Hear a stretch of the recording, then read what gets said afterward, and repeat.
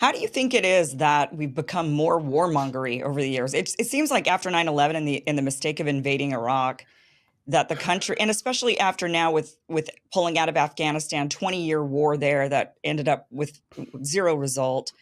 What do you think? You would think that people would say, no more of this. We're tired of it. We need to rebuild our country.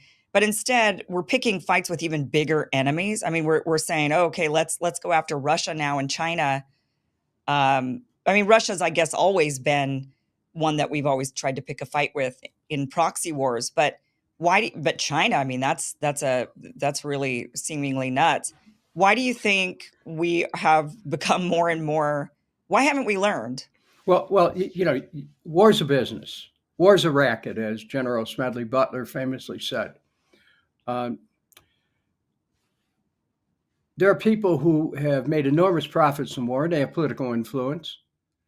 And unfortunately, the media in this era of clickbait, the more you can induce fear, people click, click, click. Right. They want to follow the story. And fear has a ripple effect.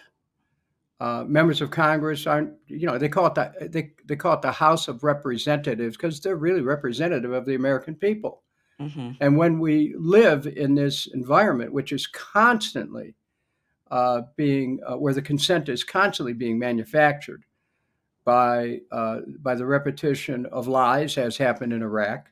We attacked a country that had nothing to do with 9/11, Yeah. didn't have the intention or capability of attacking the United States, did not have the fabled weapons of mass destruction, which are going to use against the United States.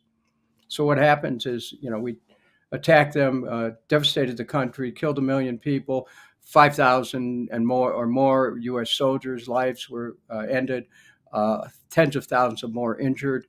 Uh, the cost, depending on who you talk to, anywhere from $3 to $5 trillion, total of $8 trillion, with all the wars since 9/11. People made money off of that. And Congress is, the Citizens United decision, which lets open the floodgates for campaign contribution. The people are making money, throw that money back into elections, and they elect people who will favor their position of war. The media does its part in creating a climate of fear. So, Yeah. and people don't know which end is up. They don't understand the truth of what's happening. And so they come to believe that somehow war is our permanent state.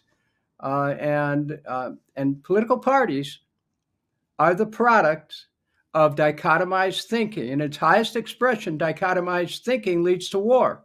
Us versus them, whoever they are.